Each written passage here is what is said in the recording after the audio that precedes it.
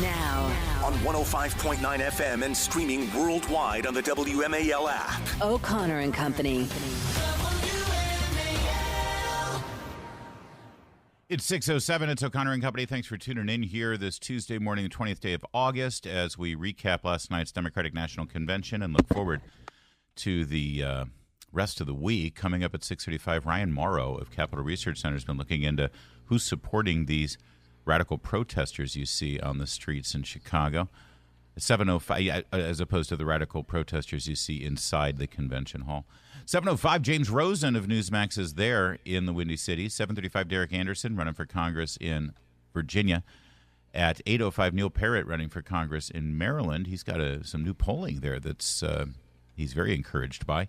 8:35, Julio Rosas, national correspondent for Blaze. He's covering those protests in Chicago. It's Larry O'Connor alongside Patrice Onwuka. Good morning, Patrice. Hey, good morning, Larry. Good morning, everybody. Joe Biden dabbing a tear from his eye as he walked off the stage and into the sunset. Literally, by the way, I forgot to mention this as we were just playing the angry shouts and the screaming and the lies and all of the division that Joe Biden sowed yesterday is the perfect coda to his lamentable and divisive political career. Then he hopped on Air Force One and flew to California for vacation, Patrice. Vacation. This is the lamest duck I've ever seen. I knew there's lame duck presidents, but I didn't know they spend their time on the beach every day. Well, I guess My you do. goodness. It's good to be Joe Biden. So he's heading off to vacation because everything's in great shape right now. Really, there's nothing that needs to be done, unless, of course, Republicans want to call him in for his impeachment proceedings, which they really, really should, as we mentioned yesterday. Also, by the way, all the Biden grandchildren up there on the stage with their parents. Hunter Biden was up there on the stage. But I say the word all the grandchildren advisedly because, of course, the one that they won't acknowledge exists did not make it onto the stage. That would be young Navy Biden, the daughter of Hunter Biden that was conceived out of wedlock, because they're such a good, happy, healthy Catholic American family that they don't actually acknowledge the birth of a child. I guess they're Democrats, so they would have preferred the child be aborted, perhaps, in one of the vans that have been lined up outside the convention hall to perform such duties there at the DNC. You know what would be the greatest irony is in 20 years, if Navy, or 30 years, Navy grows up and runs for president and wins the presidency as the first female president of the United States as a Republican. That would be the greatest bit of irony. And then she refuses to acknowledge her grandfather's existence. Yeah, well, he would long be gone by that point. So, or her father for that matter, but yeah. Some other things that I want to share with you. I guess we can plow through some of Joe Biden's things here quickly, just so you can get up to speed, and then I want to get to the protests there too. But if you're just joining us, here's some of the risible comments from Joe Biden last night. Oh, and I want to point out, he didn't make it to the stage until 11:30, well past prime time. Absolutely, well past his bedtime, and frankly, well past my bedtime. Yeah, mine too. This was either completely disorganized and total mess. Undisciplined. They couldn't make things go on time, or they did this on purpose because they want as few people as possible to see Joe Biden.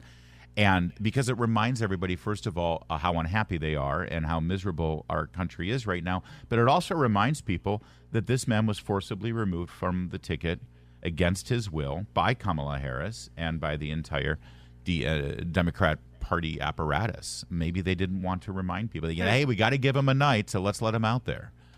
But let's make sure it's late into the evening.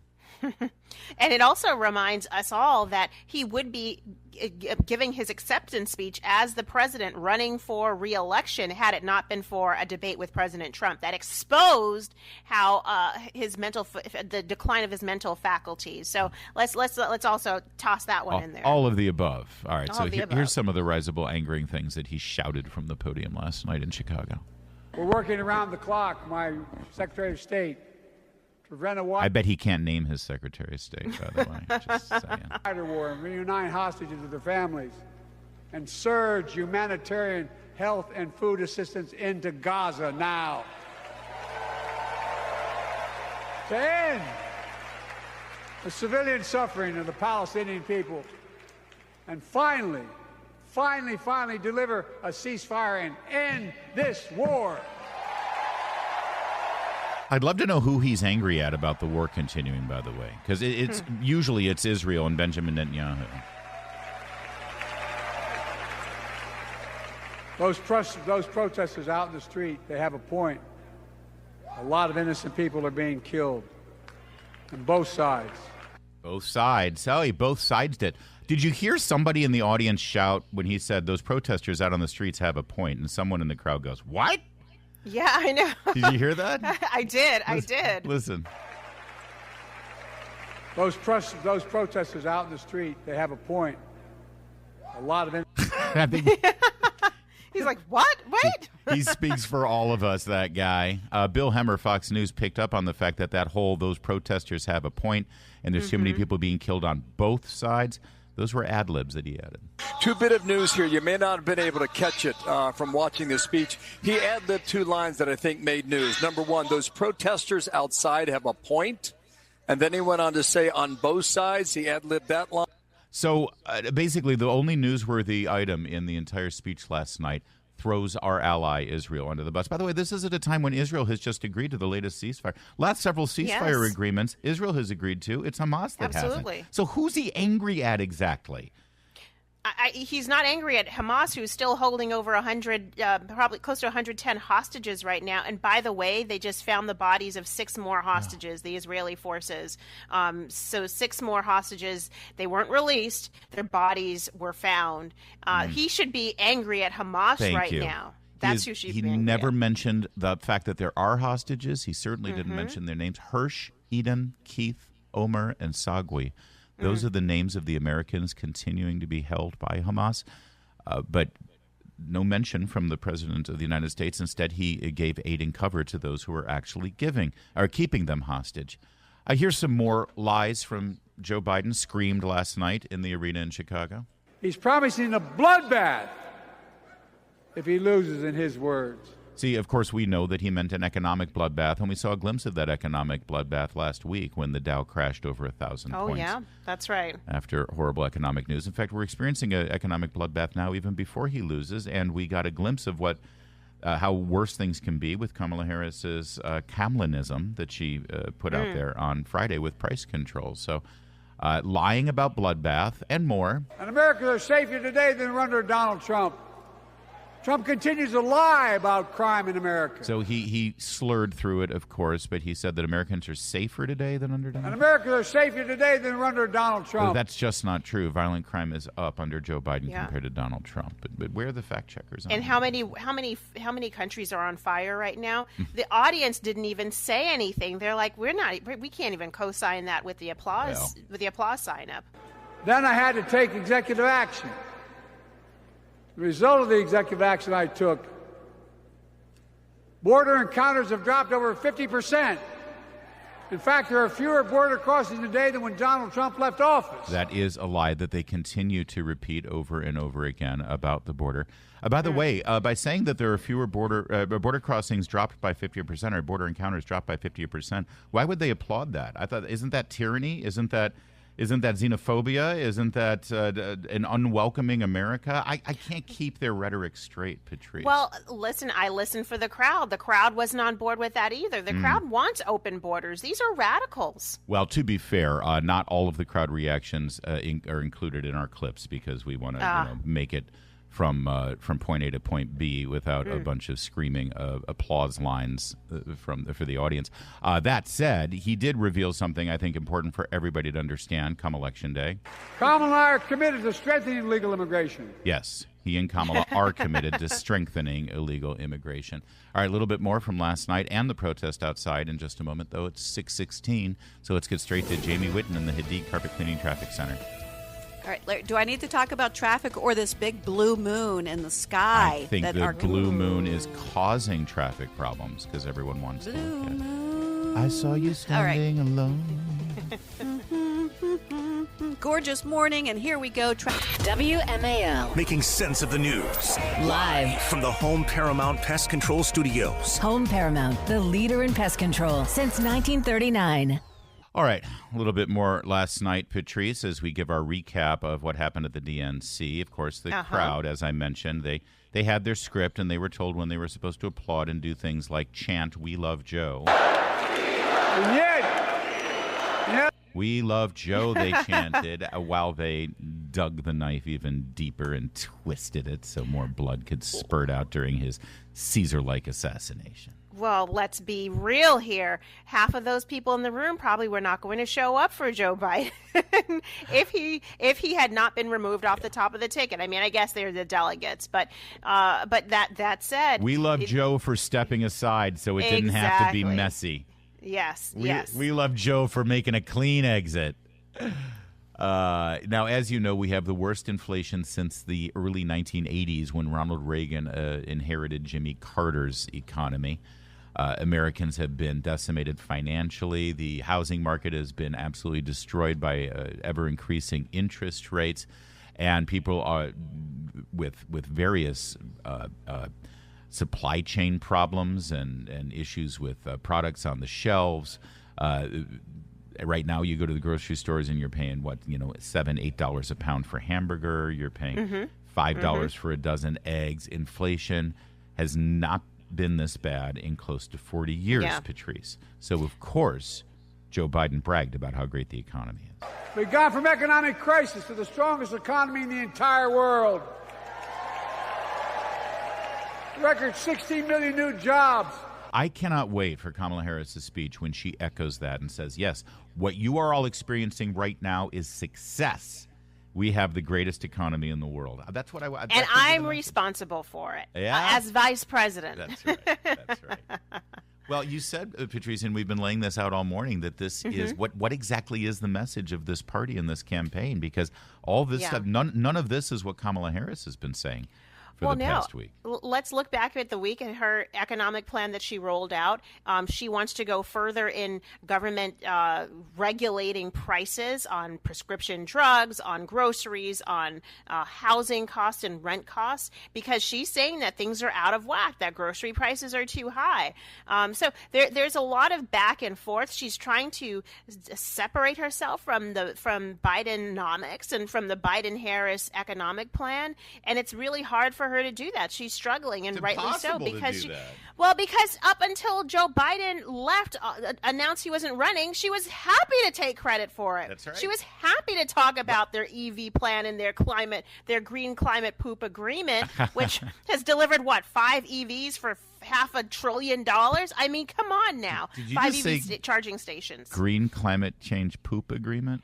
I did. Is that what you call it? Poop is referring to what they want us to use to power our vehicles. Oh, thank you. All right. I missed that part. I appreciate it. Just wanted to cross-reference it. No, you're absolutely right. She's more than happy to take credit for it, or at least she was, until she recognized that it was kind of tone-deaf considering Americans are struggling. But Joe Biden didn't help that last night as he screamed about their great record. We've gone from economic crisis to the strongest economy in the entire world. There you go. That's your message right there. I mean, they're giving great fodder for the Trump ads, I must say. And the 16 million jobs, we all know most of those are just jobs that came back after were not created. After Democrat governors like Gavin Newsom, Andrew Cuomo, and Pritzker and Whitmer told you couldn't have anymore. And Walz. Yeah, and Walz. Here's Joe Biden also. This may be the biggest lie of them all. Well, during the pandemic, Kamala and I helped states and cities get their schools back open. Oh, goodness. Come on now. Who do they think we are? Do they think we're stupid? Who opens schools? What states open schools? And what states, what counties, PG County, were going remote for how long?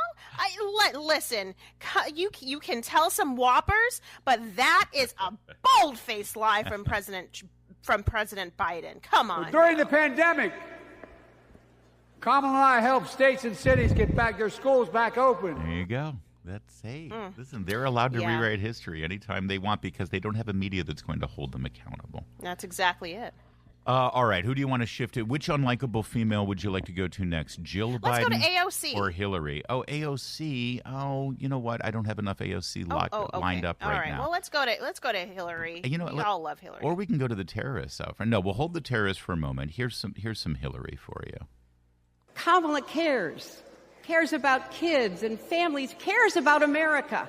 I want to remind you there were literally vans parked outside the arena where people could get free abortions. Like they were literally people getting abortions at the DNC. They maxed out. The headline, what I saw on X.com is that there were too many people who wanted abortion. So that tells you something. Now, and of course, this is the DNC, so some of those pregnant people who got abortions also had male genitalia.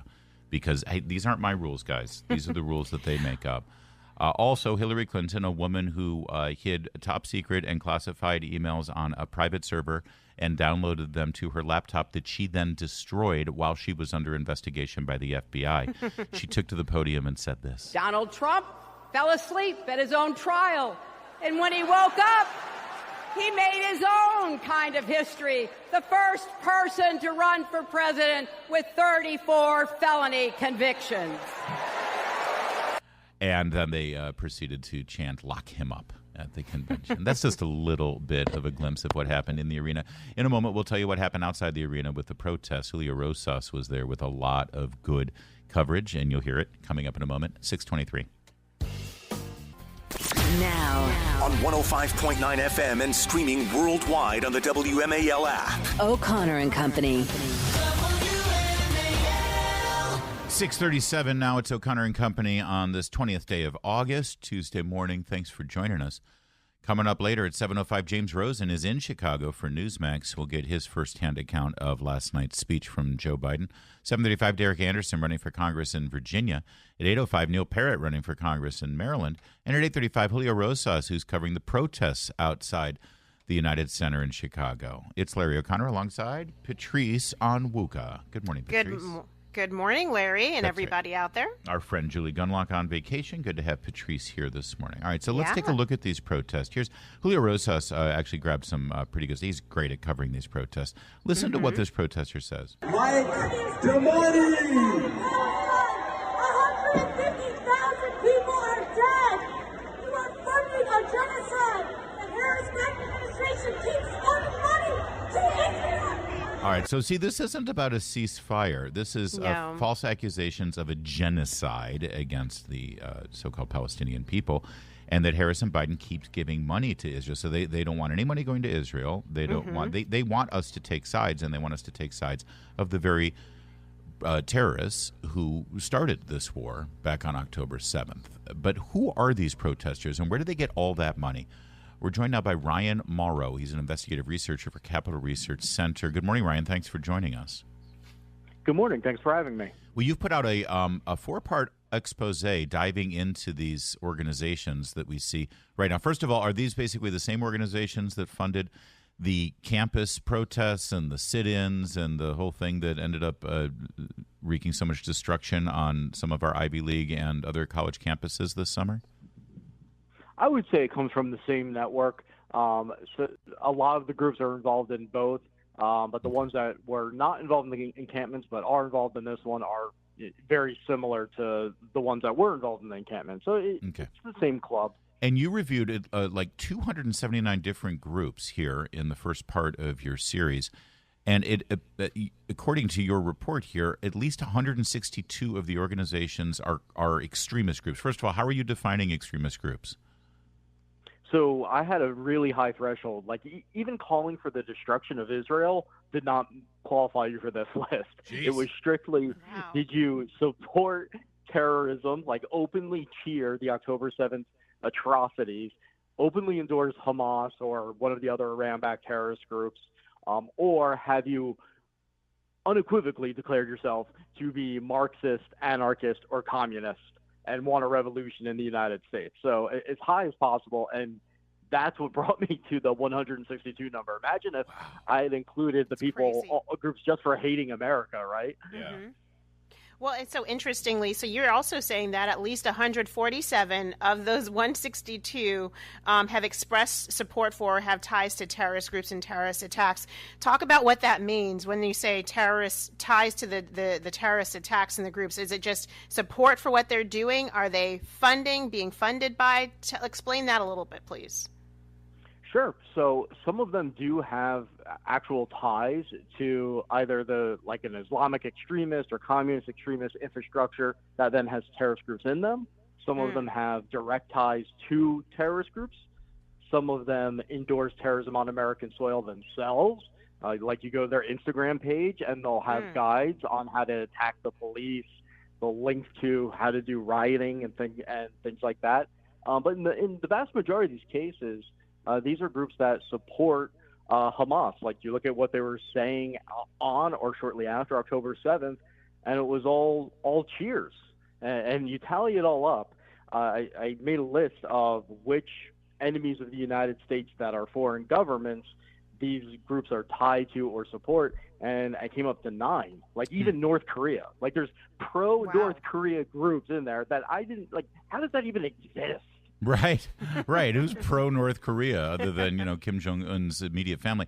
So, Ryan, where's the money coming from? Who's funding all this? It's really hard to tell because some of them don't have their own registered nonprofits, and there's just a million ways you can hide money. But what we do see is that a lot of the major liberal foundations, like the Tides Foundation, the Rockefeller Brothers, some of those networks connected to Soros's, all the typical names, they give out these grants to some of the larger organizations that then give some of their money out to these smaller ones. Okay. And are these the same people who sort of fund Democratic Party apparatus and initiatives and political action committees? Yes. So it trickles down from pro-Democratic Party entities into these more radical fringes, and these radical fringes openly say and have long said that they want to destroy the Democratic Party. And especially this cycle, many of them are saying they're not going to vote or they're voting for third party. This is incredible. So, do you think that, or is there a way for this information to get to the Justice Department? Because it seems like their focus is on, homegrown terrorism, white nationalism, white supremacy, Christian nationalists. But your expose here suggests to me that actually this is where they need to be looking. In terms of an infrastructure, I mean, this is far larger than the white supremacist types, what they call far right, even though I hate that term, because I monitor those groups as well. And even though there's a lot of people in that white supremacist, radical anti-government camp, I mean, you're talking about a handful of nonprofits. This, you're talking about hundreds, probably thousands of entities. And I've definitely over the years, because my career is in working with law enforcement on going after some of these groups, definitely passed a lot of information about these groups over. A lot of these groups that are mentioned in my report have come under FBI investigation themselves and just they just weren't arrested or prosecuted or whatever. So it's there. It's just very hard to go after them because they know how to, what lines to cross, which ones not to cross, which ones you can cross but you can't prove they crossed. Ryan, we're having a conversation that is completely missing in mainstream media, whether it's major publications like the New York Times or the Washington Post or the broadcast networks, the cable news networks. There's no discussion. They look at these protests at the summer campuses or right now at the Democratic National Convention. They show that they can see that they all have the same tents. They all have the same infrastructure. They all have the same signs. They're all professionally printed. They all use the same tactics. They all have the same slogans. They all seem to be trained. Yet there doesn't seem to be much curiosity about where this is all coming from. They're reporting on this as if it isn't some kind of grassroots organic uprising.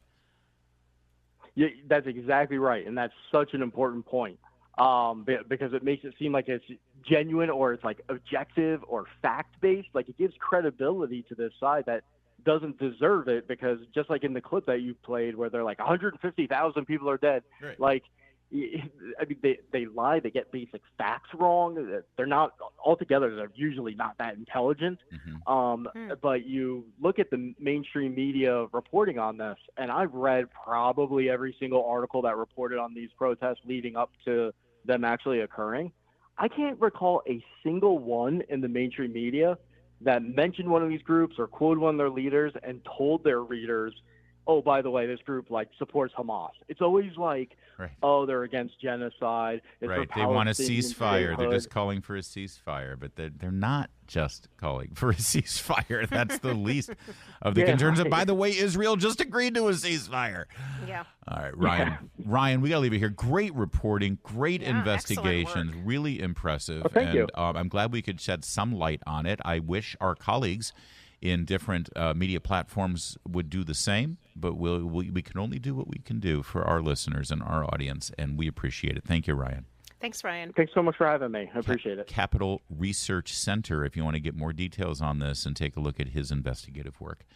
Making sense of your world. Thank you guys for all that you do. News Talk 105.9 WMAL. I listen to you every day. Making sense of the news.